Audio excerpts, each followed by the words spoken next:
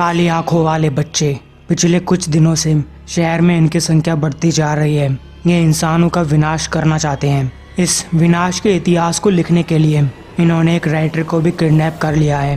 Meredith का बचपन वाला घर। वो अपने बिस्तर पे सो रही थी। सुबह के 5 बजकर जा चुके हैं। तब उसकी मोम आई, मेरेडिथ बेटा जाग जाओ। मेरेडिथ ने अपनी आंखें मसली। ओके मम्मी, मैं जाग गई। वो अपनी मम्मी के साथ घर से बाहर निकलती है। उसने देखा कि उसी की तरह बाकी कुछ बच्चे भी अपने पेरेंट्स के साथ बाहर जा रहे थे। एक आदमी अपनी बेटी से बोलता है, हेलो प्रिंसेस, क्या तुम इसके लिए तैयार हो? क्या तुम ये दुनिया बदलने के लिए रेडी हो? फिर मेरेडिथ की नज़र एक लड़की के ऊपर जाती है। तभी वो सपने से चिल्लाते हुए जागी, रिकी। लेकिन फिर देखा कि ये तो बस एक सपना था। वो काली आंखों वाला बच्चा उसके पास आकर पूछता है, मुझे जानना है कि ये रिकी कौन है। मेरेडिथ अचानक से उस बच्चे को अपने सामने प्रकट हुआ देखकर चौंक गई, लेकिन फिर होश संभालते हुए कहा, ये तुम्हारे काम की बात नहीं है, बस एक पुरानी याददाश्त है जो कि मैं अब लगभग भूल चुकी हूँ। बच्चे ने कहा, इंटरेस्टिंग, शायद इस चीज के ऊपर हम फिर कभी बात करेंगे। अभी के लिए मैं तुम्हें कुछ दिखाना चाहता हूँ। वो मेरेडिथ को टेबल पर रखे हुए एक टाइपराइटर की तरफ इशारा करता है। एक लेखक को एक लेखक के औजार चाहिए होते हैं। मेरेडिथ ने कहा, रियली? कहीं तुम मजाक तो नहीं कर रहे? तुम्हें सिर्फ यही सामान मिला? क्या तुम्हें सच में लगता है कि मैं इन पुरानी चीजों का इस्तेमाल करके इंसानों के इतिहास को लिखूंगी? सही सोचा। वैसे तुम्हारी उम्र कितनी है? क्या तुमने कभी कंप्यूटर के बारे में सुना है?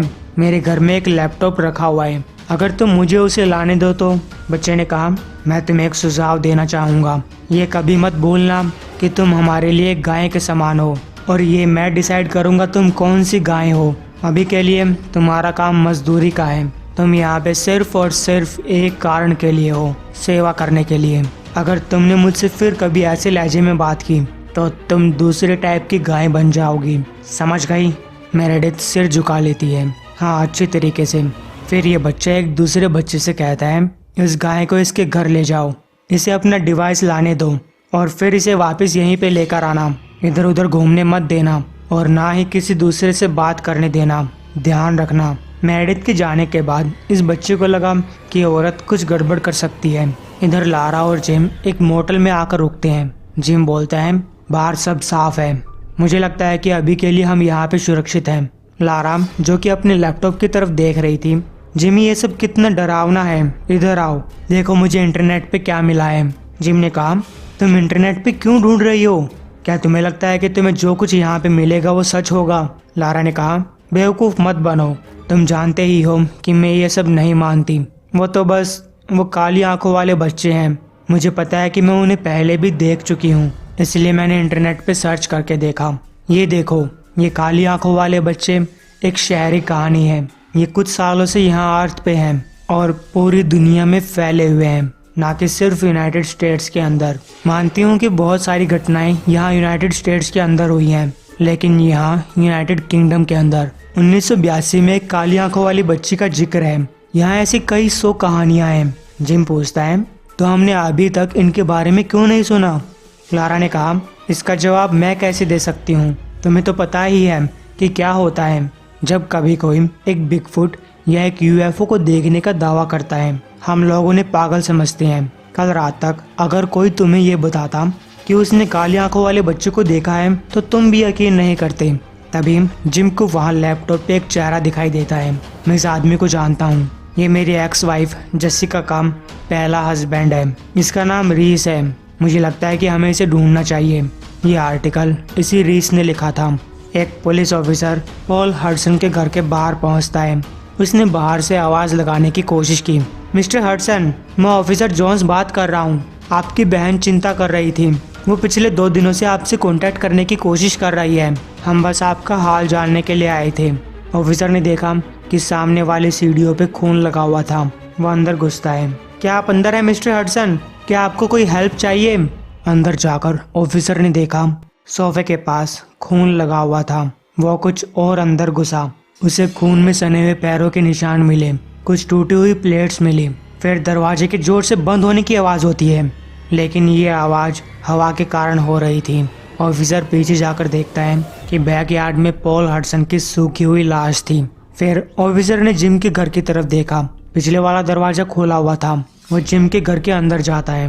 वहाँ पे भी चीजें टूटी फूटी पड़ी हुई थी। फर्श पे खून लगा हुआ था। एक दूसरे ऑफिसर ने वॉकी टॉकी से जॉन से बात की। हमें अभी एक बच्चे के कुत्ते के बारे में खबर मिली है। उसे दम घोंटकर मारा गया था। क्या तुम देखना चाहोगे? जॉन्स ने कहा। नहीं, मुझे यहाँ पे एक लाश मिली है। कुछ बैकअप यहाँ भेजो। कुत्ते से हम बाद में निपट लेंगे। हे भगवान, यहाँ हो क्या रहा है? कुत्तों को मारा जा रहा है, बच्चे गोलियां चला रहे हैं और बैकयार्ड में डेड बॉडीज मिल रही हैं। जेल के अंदर कुछ कैदी आपस में बातें कर रहे थे। Magnum magazine? कौन पढ़ता है ऐसी घटिया मैगजीन? हालांकि लड़के काफी अच्छी दिखाई दे रही हैं। हे, ये मुझे दो, ये मेरी है। नहीं, ये मेरी है।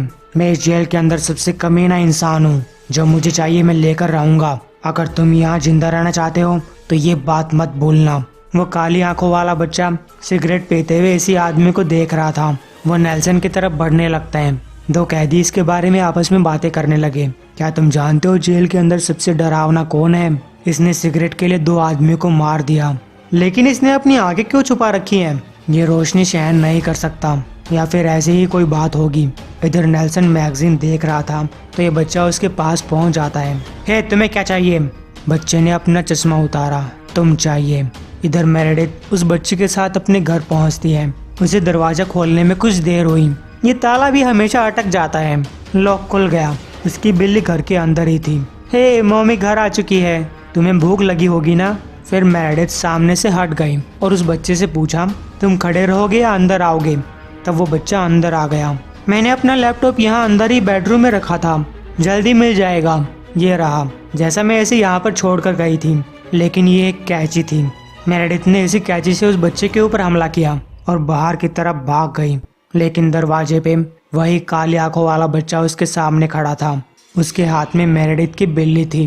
तुमने मुझे बहुत निराश किया।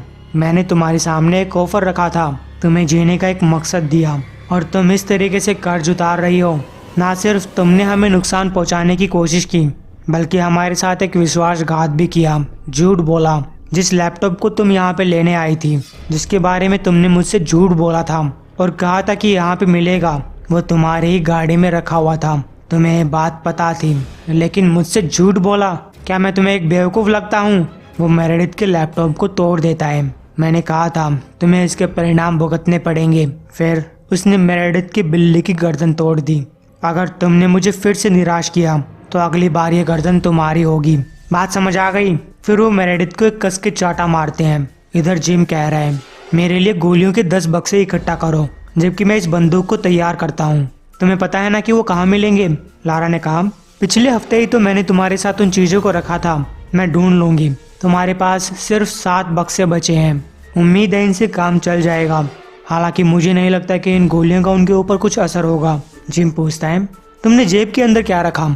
लारा ने कहा, कुछ नहीं, चिंता मत करो। तो तुम्हें ये आदमी कहाँ पे मिलेगा?